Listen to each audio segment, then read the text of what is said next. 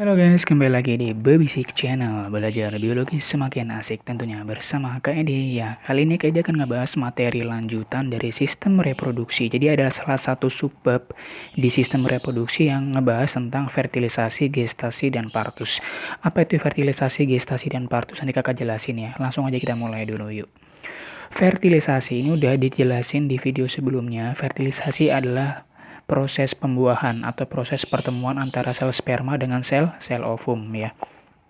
Nah, gimana sih prosesnya? Jadi fertilisasi sebenarnya merupakan proses bergabungnya sperma dan sel telur. Fertilisasi ini terjadi di sepertiga bagian dari oviduk. Jadi prosesnya gini, ada sperma masuk gitu kan ya. Sebelumnya ada terjadi kopulasi atau kawin di mana spermanya akan masuk ke bagian oviduk dari betina atau perempuan. Nah, kemudian pastinya masuk gara-gara ada proses ejakulasi dulu ya ke dalam alat reproduksi wanita.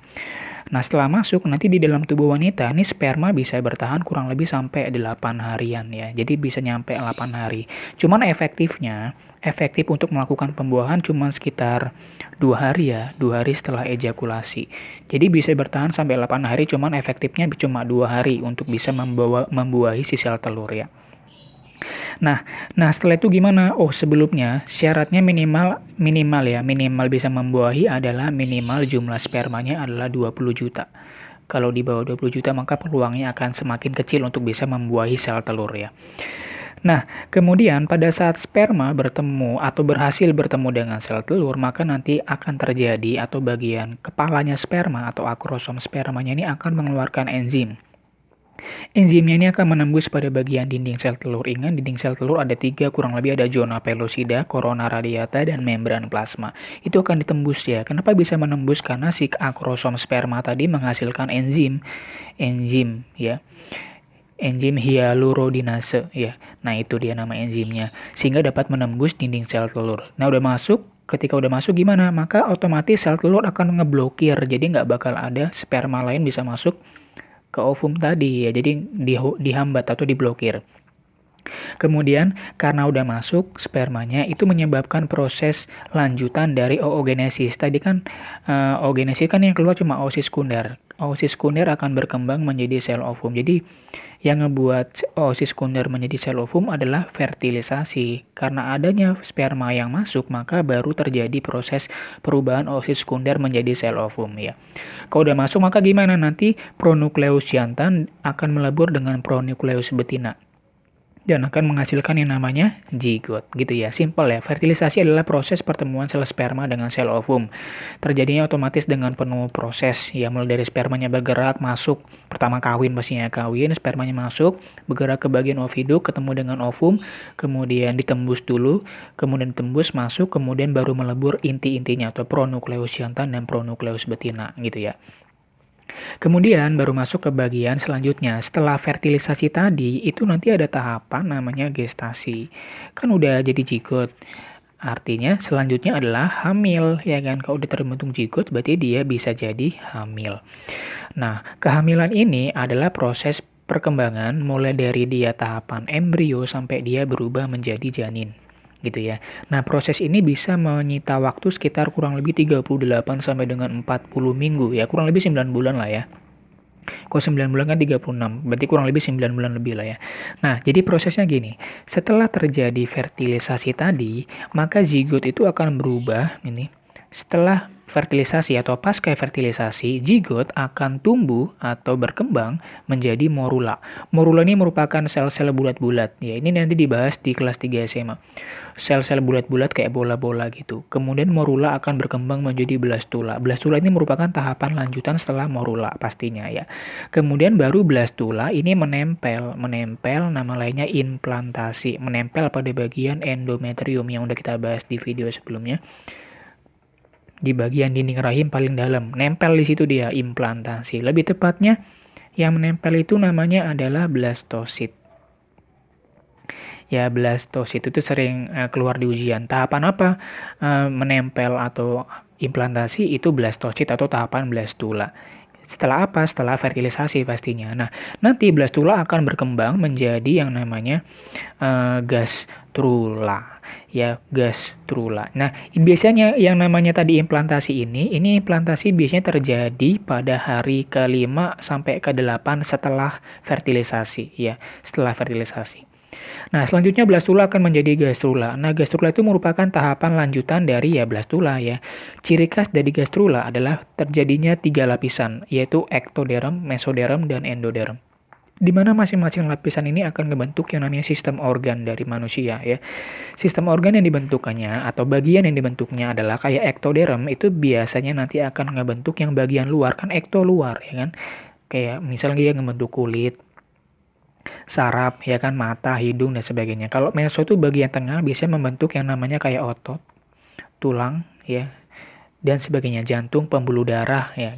Endoderm itu bagian dalam, biasanya lebih ke arah yang paling dalam. Contohnya kayak sistem pernapasan, sistem pencernaan, ya, pernapasan, pencernaan gitu ya. Nah, itu namanya, semua itu namanya apa? Namanya ini semua disebut dengan organogenesis atau proses pembentukan organ. Nah, biasanya nanti sekitar minggu ke-8 maka embrio sudah dapat dikatakan janin. Kenapa dapat dikatakan janin? Karena semua organnya sudah terbentuk sempurna. Udah ada mata, udah ada kulit, semuanya udah ada jantung dan sebagainya ya. Itu minggu ke-8 sudah fix dikatakan dia janin. Nah, ketika sistem organ sudah terbentuk, maka nanti selanjutnya akan berkembang ya. Dan pada minggu ke-16 nanti dia akan terbentuk plasenta secara sempurna. Plasenta nama lainnya ari-ari. Nah, biasanya nanti akan dipelajari lagi gini, ciri-ciri orang hamil itu apa sih gitu kan ya. Ciri-ciri orang hamil itu biasanya, tanda-tanda orang hamil itu ada di urinnya itu. Urinnya mengandung hormon HCG. Makanya kalau dia tes PEG atau tes kehamilan, itu urinnya mengandung HCG. Karena dia mengandung HCG, maka terbacalah 2 garis kayak gitu ya. Dan kalau orang lagi hamil, nggak mungkin dia mens. Kalau mens ya bisa hancur dong bayinya. Kan bayinya nempel di mana? Nempelnya di rahim. Mens itu adalah rahimnya meluruh. Kalau rahimnya meluruh ada bayi, maka bayinya mati nanti ya. Maka ketika orang hamil, segala bentuk sekresi hormon untuk proses pematangan folikel, yaitu sel telur dalam ovarium itu dihambat dulu ya. Dan biasanya dia akan mengalami mual serta ngidam. Serta kalau semakin udah mulai umur kehamilannya udah mulai 9 bulan, 8 bulan, maka akan terjadi peningkatan frekuensi buang air kecil alias dia nggak bisa tahan buang air kecil. Kenapa? Karena rahimnya akan mendesak ke bagian ke bawah dekat vagina atau dekat kandung kemih sehingga kandung kemihnya kecepit dan dia nggak bisa nahan pipis gitu ya. Nah, selama perkembangannya, nanti yang namanya janin tadi akan membentuk beberapa lapisan pelindung. Jadi, ini gambarnya ya cukup ya sederhana lah ya. Beberapa gambar atau lapisan dari pelindung dari embrio selama tumbuh tadi ya. Nah, nanti ada namanya saccus vitellinus. Saccus vitellinus ini nama lainnya adalah kantong kuning. Ini fungsinya adalah sebagai tempat proses pencernaan. Jadi, pencernaan dan pernapasan untuk di awal-awal. Untuk awal-awal sebelum adanya namanya apa? Plasenta ya, sebelum adanya plasenta atau tembuni ya. Kemudian ada amnion. Amnion ini mana amnion? Ini amnion. Nah, ini amnion. Kemudian nanti ada rongga amnion. Ini amnion, ini rongganya sebelum ada janin ya. Ini amnion, ini rongga. Amnion. Amnion itu nama lainnya adalah air ketuban. Kamu tahu kan kalau orang mau melahirkan ketubannya udah pecah gitu ibaratnya kan. Air ketuban. Air ketuban ini buat apa? Air ketuban ini adalah fungsinya sebagai pelindung embrio. Pelindung embrio dari goncangan. Jadi ketika dia ibunya jalan ke sana, jalan ke sini itu kan biar nggak kena gesek dengan perut ibunya secara langsung, maka dilindungi dengan adanya cairan yaitu berupa amnion. Kemudian ada korion. Korion ini sifatnya adalah untuk mengeluarkan hormon-hormon, terutama hormon HCG ya. HCG fungsinya adalah merangsang progesteron untuk melakukan penebalan rahim atau endometrium. Allantois, ini allantois yang deket ini mengerucut di sini, allantois. Allantois ini adalah calon tali pusar ya. Jadi ini calonnya membentuk tali pusar. Ya. Yang memberi suatu hubungan antara ibu dengan janin nantinya. Makan lewat situ, minum lewat situ, napas juga lewat situ. Jadi ini awal-awal saccus vitellinusnya masih banyak, nanti akan hilang atau mengecil digantikan dengan tali pusar gitu. Jadi pernapasan dan pencernaan serta segala hal tentang janin itu lewat ibunya.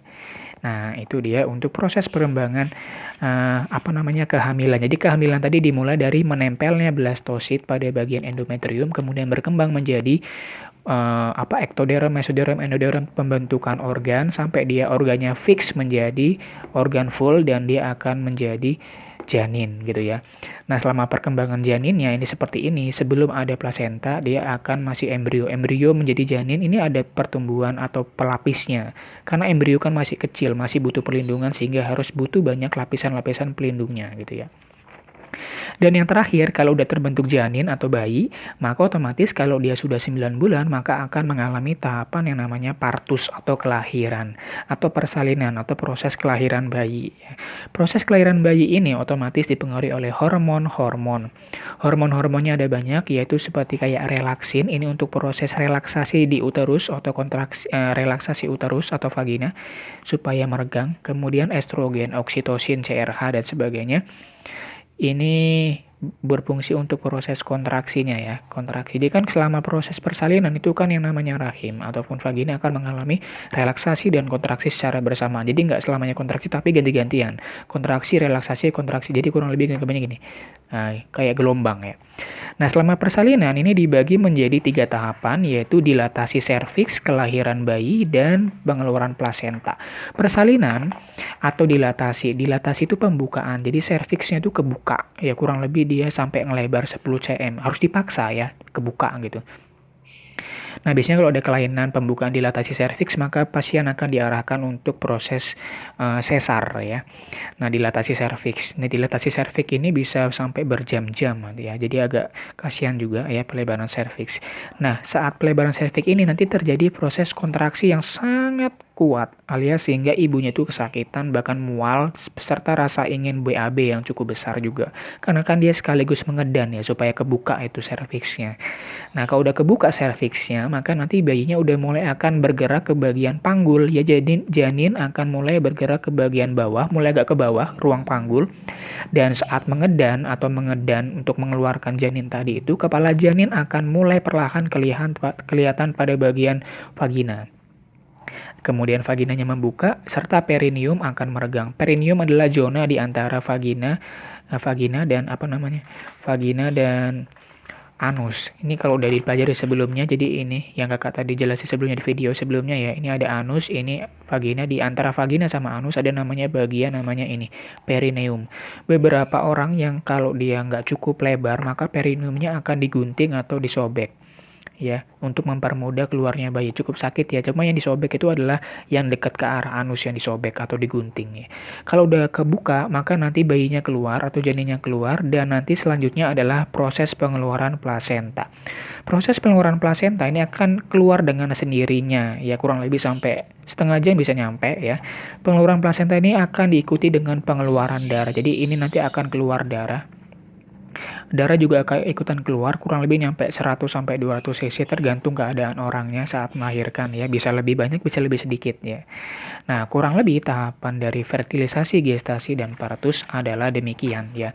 Jadi konsepnya adalah dia kawin dulu atau bertemu dulu, terbentuk zigot, zigotnya nempel, berarti dia akan hamil. Hamil ada pertumbuhan dan perkembangan janin mulai dari embrio sampai dengan janin, sampai terbentuk janin beneran, kemudian udah gede, kemudian dilahirkan. Jadi dia fertilisasi, kemudian gestasi, kemudian partus gitu ya urutannya ya. Ini materi cukup panjang dan susah ya untuk dipahami karena ini ketiganya nggak bisa dipisahkan. Kalau habis fertilisasi ya gestasi, setelah gestasi ya partus, setelah fertilisasi ya hamil kemudian melahirkan gitu ya. Oke, cukup dulu dari video dari Kak Edi ya. Silakan jangan lupa untuk subscribe dan silakan share video ini jika menurut kamu video kakak untuk cukup bagus untuk belajar kamu dan teman kamu. Selalu pantengin Babysik Channel ya.